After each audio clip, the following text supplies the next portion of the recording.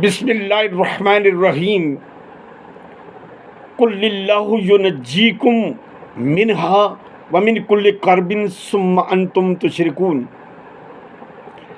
قل هو القادر علی ان یبعث علیکم عذابا من فوقکم او من تحت ارجلکم او یلبسکم شیئا ویذیق بعضکم بأس بعض۔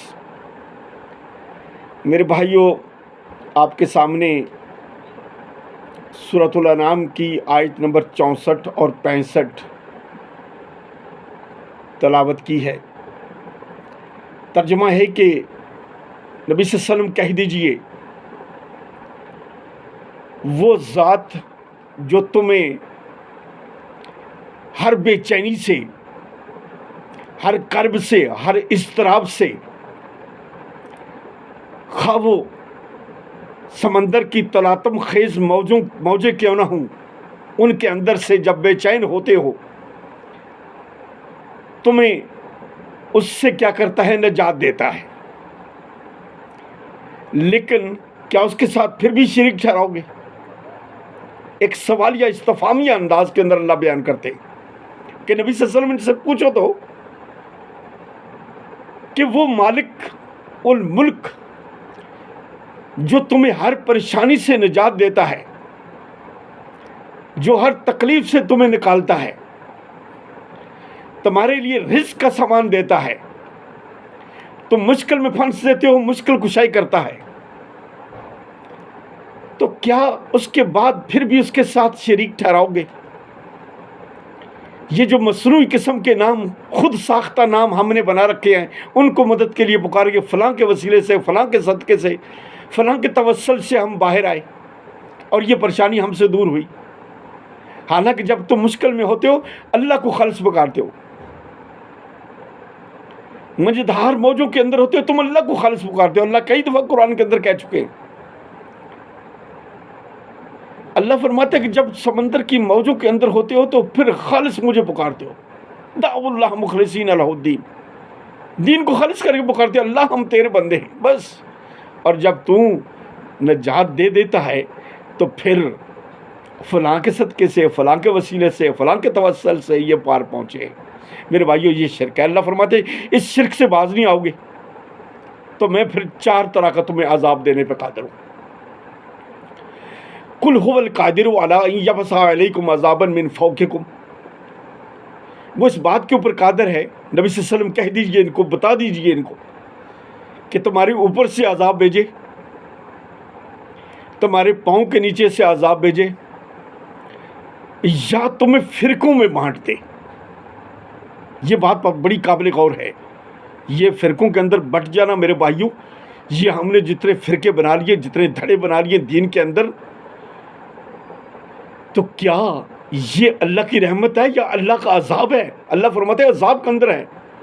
میں جب کسی قوم کے اوپر عذاب کرتا ہوں تو اس کو فرقوں میں بانٹ دیتا ہوں، اس کی سالمیت کو، اس کی حاکمیت کو، اس کے تسلط کو یوں پارا پارا کر دیتا ہوں، اس کو فرقوں کے اندر بانٹ دیتا ہوں، اس کے اتحاد کو انتشار میں بدل دیتا ہوں، اس کی جماعت کو توڑ کر میں اس کو فرقوں کے اندر بانٹ دیتا ہوں۔ یہ اللہ فرماتے ہیں کہ جب تم مشکل کے اندر، اضطراب کے اندر سے، بے چینی سے تمہیں میں نجات دیتا ہوں، پھر اس کے ساتھ تم پھر شریکوں کو، غیروں کو تم میرے ساتھ شریک کرتے ہو اس مطلب کہ مشکل کے اندر، ان کے توسل سے یہ مشکل کشائی ہوئی، تو مالک فرماتا میں 4 طرح کا عذاب دینے پہ قادر ہوں۔ تمہاری اوپر سے عذاب بھیجوں، آسمان کے اوپر سے، یعنی بارشوں کا سلسلہ کروں، پتھروں کی بارش کروں، طوفان کروں، اور نیچے سے زلزلے بھیجوں۔ یہ میرے بھائیوں اپنی آنکھوں سے دیکھا ہے۔ اور اس کے بعد وَيُذِيقَ، مالک فرماتے کہ ہم تمہیں فرقوں میں بانٹ دوں، تیسرا عذاب، اور ان فرقوں کو آپس میں لڑا دوں۔ یہ اللہ فرما رہے ہیں، یہ قابل غور بات ہے میرے بھائیوں کہ وَيُذِيقَ بَعْضَكُم بَعْضَ بَعْضٍ، کہ مالک فرماتا میں جو فرقوں کے اندر بانٹنے کے بعد میں تمہیں کیا کروں، اور یلبسکم شیئا، کہ میں تم فرقوں میں بانٹ دوں اور فرقوں کو آپس میں لڑا دوں، اور تم دیکھتے رہ جاؤ کہ ہماری وحدت کدھر گئی۔ اللہ کا جو حق تھا ہم نے غیروں کو دیا، اتجادلوننی فی اسماء سمیتموہا انتم وآباؤکم ما نزل اللہ بہا من سلطان. یہ چند نام ہیں جن کو جو تم نے اور تمہارے باپ دادا نے یہ نام رکھے, اللہ نے کوئی سند نازل نہیں کی, ان کے اوپر ناموں کے اوپر جھگڑتے ہو. یہ داتا نام کس نے رکھا ہے؟ کیا وہ دینے والے ہیں؟ عزت دینے والا, ذلت دینے والا, نفع دینے والا, نقصان دینے والا, ملک کا مالک, یہ کون ہے؟ اللہ. اللہ کے علاوہ کوئی نہیں.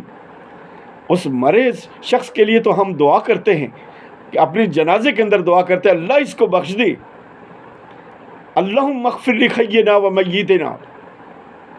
میرے بھائیو یہ کہتے ہیں ہم کہ اللہ مجھے ہمارے زندہ کو اس میت کو بخش دے. دفن کر دیا تو اس کے پھر نام دینے شروع کر دیے, یہ داتا ہیں, یہ مشکل کشا ہیں, یہ حاجت روا ہیں. میرے بھائیوں میرے نبی نے کوئی تعلیمات اس طرح کی دی ہیں؟ اللہ فرماتے ہیں جب اس طرح کی باتیں کرو گے تو میں تمہیں فرقوں میں بانٹ دوں گا. میرے بھائیوں قابل ایک اور بات ہے, آج یہ فرقے جو بنے ہوئے ہیں یہ آپس کے اندر لڑ رہے ہیں, ایک دوسرے کو مار رہے ہیں. اپنی وحدت کو انہوں نے پارا پارا کروایا ہے خود اپنی اس حرکتوں کی وجہ سے. انہوں نے ظلم کیا ہے اللہ کے ساتھ, اللہ کے بندوں کو شامل کیا ہے, اللہ کی خدائی صفات کے اندر ان کو شامل کیا ہے. میرے بھائیوں یہ شرک ہے, اس سے توبہ کرنی چاہیے. اللہ تعالیٰ کبھی معاف نہیں کریں گے اس چیز کو. ہمیں آج ہی سنبھل لینا چاہیے. ہم دنیا کے اندر امامت کرنے والے تھے تو وہ امامت کدھر گئی؟ ہم تو آج مقتدی کے قابل نہیں رہے اپنی حرکتوں کی وجہ سے. اغیار ہم پر ہنستے ہیں اس لیے کہ ہماری حرکتیں ایسی ہیں. ہم جگہ جگہ ہم نے مزار بنائے ہیں, مسجدیں خالی ہیں اور مزار بھرے ہوئے ہیں. مسجدیں مرثیہ خواہ ہیں کہ نمازی نہ رہے, اور جو نمازی ہیں ان کے عقائد نماز سے ڈیفرنٹ, جو نماز پڑھتے ہو اس سے ڈیفرنٹ عقائد.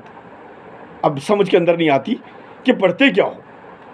اب ایاک نعبد و ایاک نستعین پڑھتے ہو نا, تو میرے نبی نے سکھلایا ہے کہ یا رسول مدد, میری وفات کے بعد مجھے پکارنا, میرے صحابہ کو پکارنا.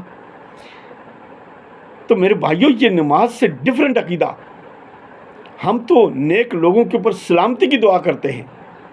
رسول اللہ صلی اللہ علیہ وسلم پر فرماتے ہیں کہ السلام علیک ایھا النبی ورحمۃ اللہ برکاتہ. اللہ کے رسول آپ کے اوپر سلامتی ہو, اللہ کی رحمت ہو. پھر ہم کہتے ہیں السلام علینا وعلی عباد اللہ الصالحین, سلامتی ہو ہماری عباد الصالحین کے اوپر. ہم سلامتی کی دعا سب کے لیے کر رہے ہیں, لیکن اس کے بعد پھر ہم بزرگان دین سے سلامتی کی نہیں, بلکہ کیا کہ نماز کے اندر تو یہ کہہ رہے ہیں, لیکن نماز کے بعد فلاں کے وسیلے سے, فلاں کے صدقے سے اللہ تو ہماری یہ نماز قبول کر. عجیب و غریب بات نہیں ہے, عجیب و غریب قسم کا عقیدہ نہیں ہے. کہاں سے یہ لے آئے؟ اللہ سے دعا ہے کہ مالک ہمارے قول و فعل کے اندر تضاد ختم کروائے ہم سے, ہمیں سمجھنے کی توفیق عطا فرمائے. میرے بھائیوں زبردستی نہیں ہوگی بات, آپ سمجھیں گے تو اللہ تعالیٰ آسانی پیدا کرے گی. وقول قولی ھذا لی ولکم سائر المسلمین.